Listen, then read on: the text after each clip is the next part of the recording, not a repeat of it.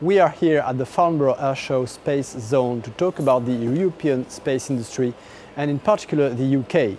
I am Thierry Dubois, Aviation Week's France Bureau Chief, and this is Tony Osborne, our London Bureau Chief.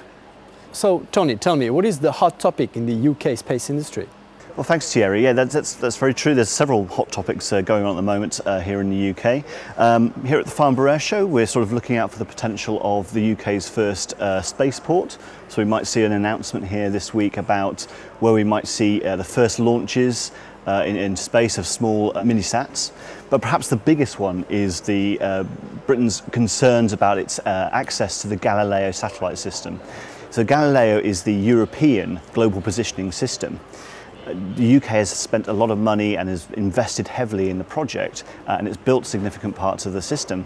But as the UK Brexits in 8 months' time, there's a realistic chance that it will no longer have access to the more sensitive elements, such as the public regulated service, which is a very sensitive system that allows the military to get better and more accurate positioning and timing. Britain would like access to that. The European Union, or particularly the European Commission, doesn't like the idea of that because Britain will become a third nation during Brexit. So the UK is now considering developing its own sovereign system, but that's not going to be cheap. We're talking perhaps a £5 billion price tag, considerably more money than if Britain had stayed in the European Union and sort of just kept on paying for Galileo. So that's going to be a big talking point at the show. The row about the participation of the UK to the Galileo project is taking place as the European space industry is busy with two key projects.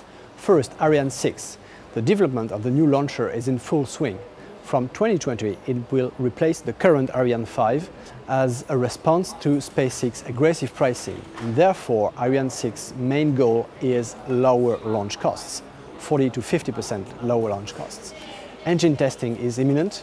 In Kourou, French Guiana, the P120C motor is about to be fired and it will be part of the European space industry's strategy.